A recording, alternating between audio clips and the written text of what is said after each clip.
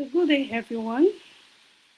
Today's topic is we are still on business studies and office practice. So we'll be looking at the effective office practice and office staff, the meaning, definition, and etc. So before we begin, I want you to think about these few questions I'm going to be asking. It's just a brain teaser. So where does your principal work? Or where does your class teacher sit when they are not in the classroom? Just few seconds to answer. So if you have answered that question, congratulations. But if you have not answered, let me quickly give you the answer because of time. So where your teacher and your principals stay is called an office. Yes. And what exactly is an office? We're going to be finding out shortly. So grab your pen and listen attentively. Let's go. An office is a place where an office is a place where business or professional work is carried out. It is a room, a building, or a department where people work together to achieve a common goal of an organization. In simple terms, an office is the headquarters of work, where work is being done, carried out, decisions being made, and all that. It is a place where decision and etc. decision, record keeping, name it all are being carried out. Think of your school for an example. The principal's office is where students are called in when there is a problem. The principal's office is also a place where parents meet and where school staffs meet to discuss important decisions. Now, in your school, you have a staff room. The staff room is where teachers sit during break, where you go to maybe report a student or take in chalk, markers, and etc. You know all that. Now let's quickly look at how different scholars and experts have defined the word office. So the first one is the British. The British Management Association defined an office as a place where administrative work of an organization is carried out. Now, what is administrative work? Administrative work simply means all the paperwork, the planning, the management, the activities, etc., that keeps a business running smoothly. Now, our second one is Williams. Sir Williams defined an office as a department within an organization where clerical work is performed. What is clerical work? Clerical work includes typing, filling of files or filing of files, answering calls, keeping records, etc. It is where a day-to-day activities or task is being carried out to support the organization.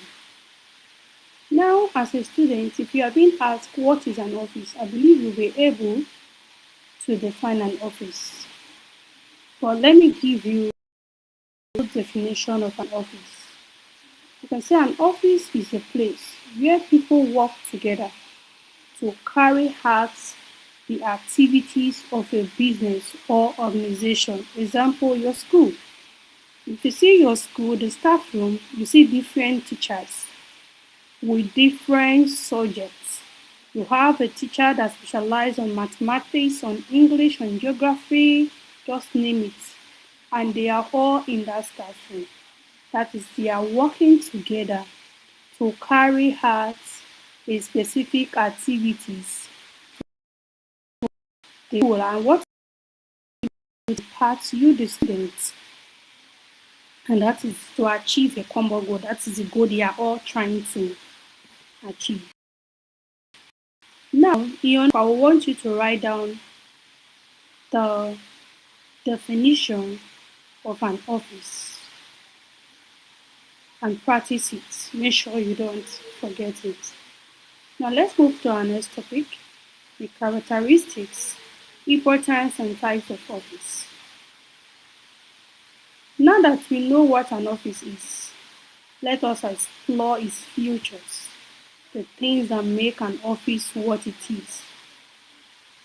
Every office, whether small, large, has a certain characteristics that set it apart from other places like a factory or a market. Now, what are the characteristics and features of an office? Number one, we have a physical office, like a physical place, just like a staff room, like the one we discussed. An office is a specific a room, building, or a department where work is being done, like our earlier definition. Then we have um, people who work there. We have people who specialize on different departments, like they plan their work. We have those that are in charge of record keeping. We have those that are in charge of communication. We have those that are in charge of various departments in the office. So let's quickly look at the out of this department we mentioned, let's look at one or two of it. Like those that plan the work, let's say the manager for an example, where work is organized, planned and directed. Those people are called the work planner, like they have the planning committee in the office. Then we have the record in the office, those who just specialize on record keeping. Then we have the communication hub that like those are just like they are the one that communicates with like a customer care representative. Yes, they are those people. And office important. Who can answer that question?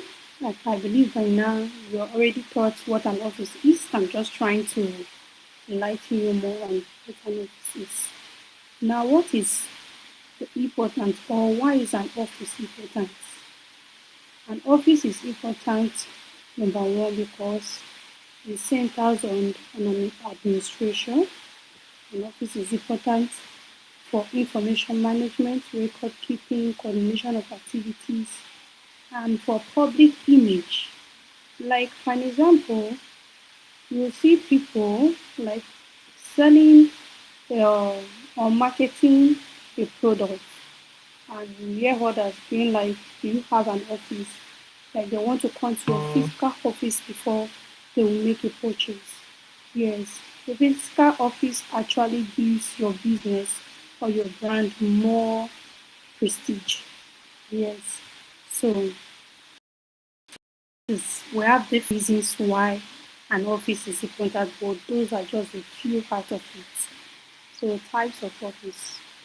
Offices are not all the same. They come in different sizes depending on the number of workers. So today we'll be looking at two types of office, the small and the large office. A small office has few workers, usually between 10 people. It is founded in a small business, clinical, like see a small clinic, a mini business, primary school, like just people that are just starting afresh.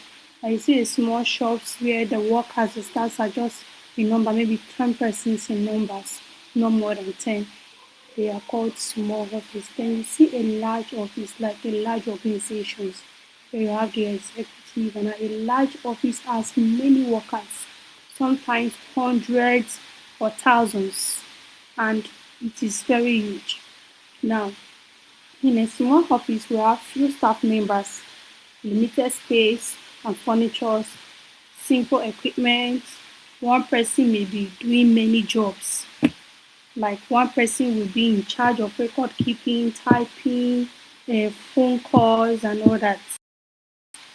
You understand? And it is easy to actually easy to manage, less expensive to run.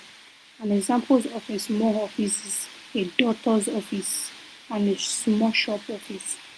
But The large office will have many staff members there. They have large space and many rooms. They have the modern and like they have modern and complex equipment here.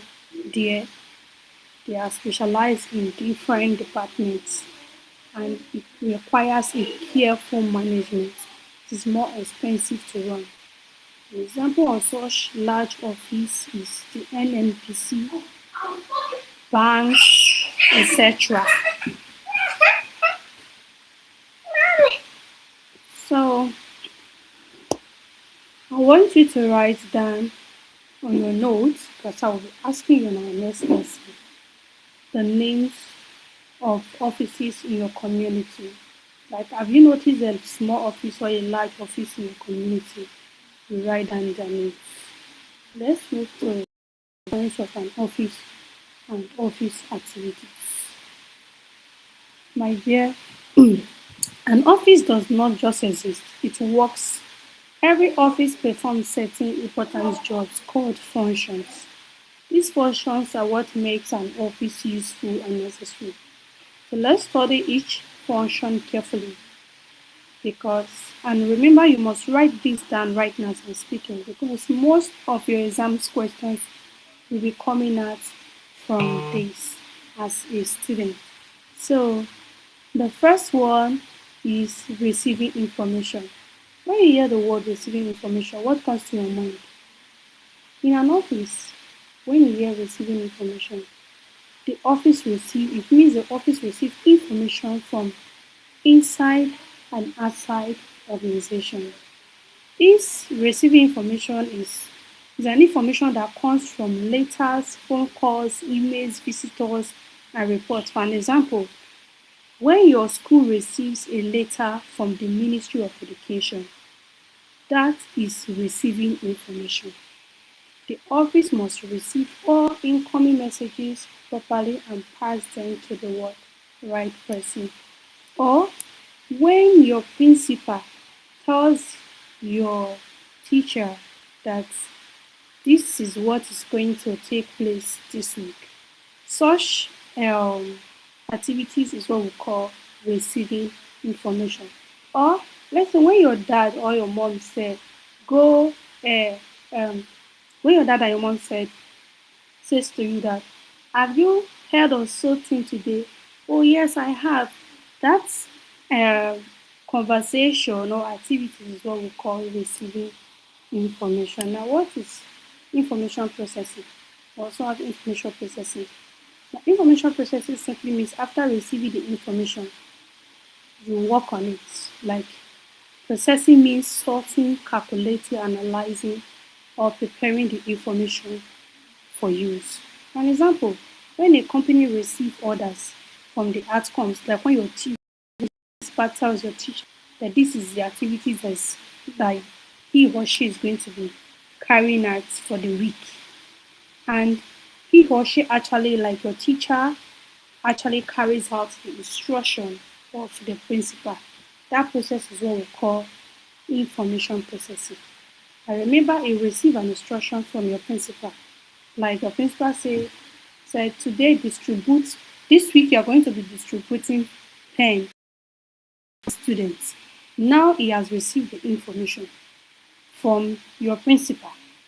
Now when your teacher comes to distribute the pen to the students, that process is what we call information processing. Now we also have information storing. What is information storing? Now, sometimes information storing is, how am I going to explain? Mama, what is it now? Forgive me. Confusing me. Let me mute this thing. Mama, what?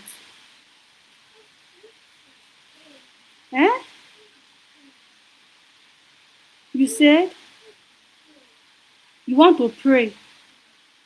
So that is why you are disturbing me. You want to pray. Okay. You want pap.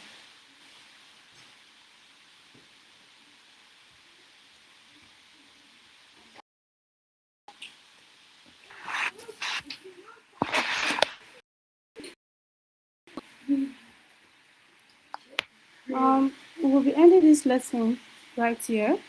Our next lesson will continue from information storage, like storing of information.